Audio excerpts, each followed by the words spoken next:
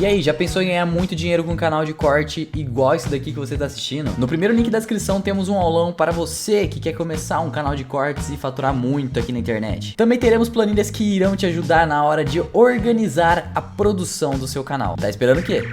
As potências marítimas, elas mudam. A gente falou aqui, mas eu não expliquei como que isso aconteceu. A potência marítima era o Reino Unido. Só que ele já não é páreo mais para uma coisa desse tamanho. Exato. Então a gente precisa de uma potência marítima mais... forte. Maior zona, continental, mais gigantesca. Com espaço de terra também para gerar riqueza. Para ter soldado, para ter comida, para ter indústria, para ter coisas suficientes que sejam capazes de se contrapor a um negócio desse tamanho. Aliás, aqui você tem a maior terra arável contígua do mundo. Ah, é? É. Dentro de uma única administração política. Mais que o Brasil. Mais que o Brasil. Pô. Se você juntar todo esse pessoal aqui num só, isso aqui é maior. Tá, mas aqui... num país só... Aqui num país só era isso. Por isso que esse país não podia abocanhar todos os outros países. Entendi. Minérios, recursos, tudo, entendeu? Tudo vai acabar e tudo você vai construir uma coisa muito mais forte. Quando os Estados Unidos, como os Estados Unidos são uma ilha, eles estão isolados de todo esse problema, eles não são afetados por essa guerra. Exato. Né? A destruição não chega até eles. Isso permite que tá todo mundo se empobrecendo, se matando, se destruindo. E eles têm como fornecer tudo. E eles estão aqui tranquilos, felizes, em paz. Falando, eu não quero problema, eu não quero participar desse caos que vocês estão fazendo aí. Mas chega uma hora que o Japão, vem por aqui e ataca o Havaí. Aí acende um... Aí fala, os caras não vão ficar ali.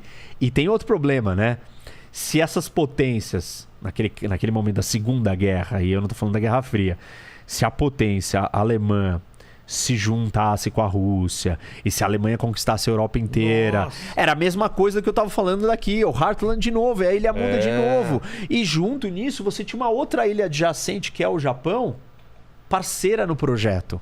Exato. Que já estava navegando e chegando no Havaí. Então os americanos falaram, não, isso não... O tabuleiro está mostrando que se eu não movimentar minhas peças agora, não vai dar mais para movimentar depois. E aí eles se movimentam. Quando eles se movimentam, eles chegam, e aí vem a Guerra Fria e tal, aí a gente volta para essa história.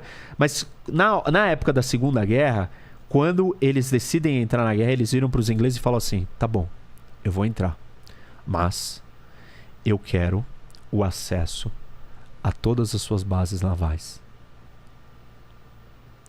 E aí os ingleses aceitam e fazem uma troca.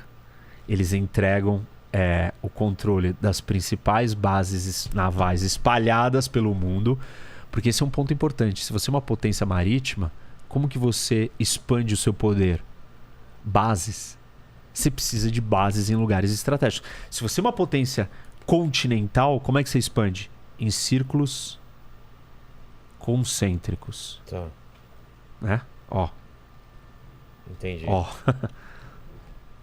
Se você é uma base marítima, você precisa ter alguns pontos de abastecimento. Para que serve essas bases? Abastecimento, ilha, contato. Você precisa chegar nos lugares. Você não precisa dominar todos os lugares. Como é que Portugal colonizou o mundo inteiro? Ele não entrou dentro da Índia e dominou a Índia inteira. Chegou em Goa, chegou em Macau.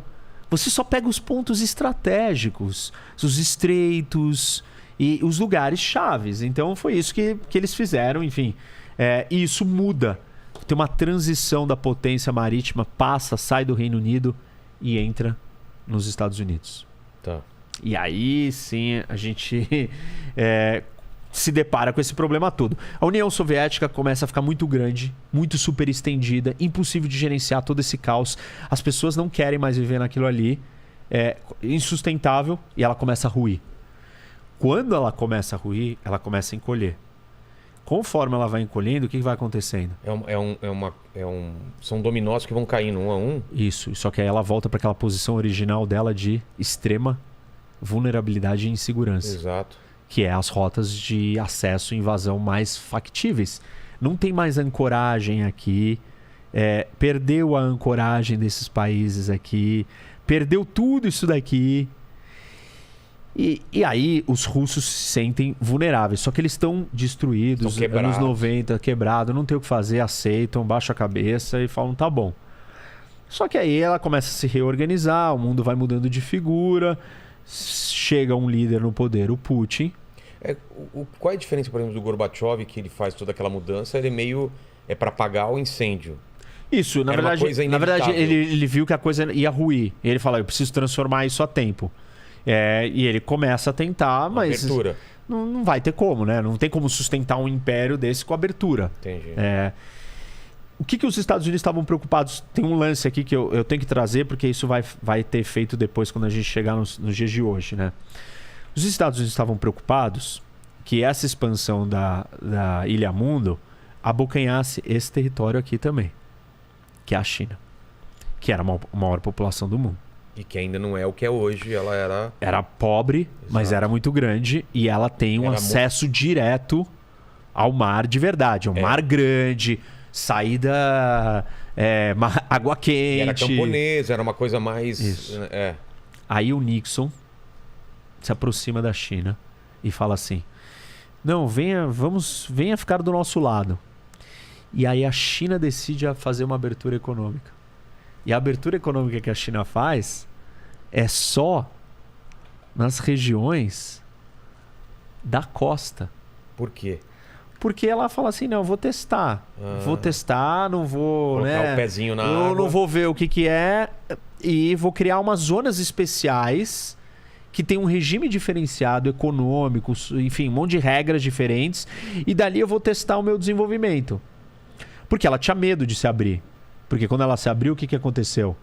Vieram os portugueses, os ingleses, Hong Kong, Macau, dominaram, conquistaram Xangai e tal, e os chineses não queriam que isso acontecesse de novo.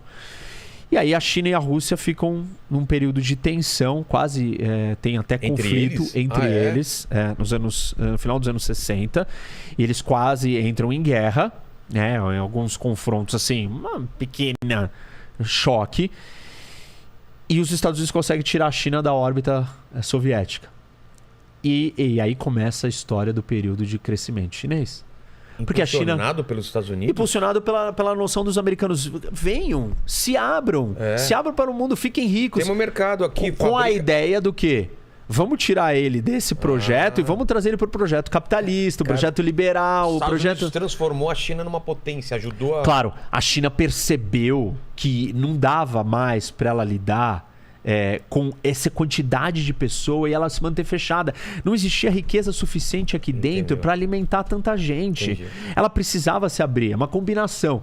Os Estados Unidos faz um movimento, a China já percebe, você tem um novo líder chinês que entra, assume o poder fora das loucuras do mal e fala, olha, não dá, precisamos abrir para o mundo. E começa. Entendi. E aí, o que começa o projeto de riqueza e crescimento chinês? Com essas zonas econômicas da costa.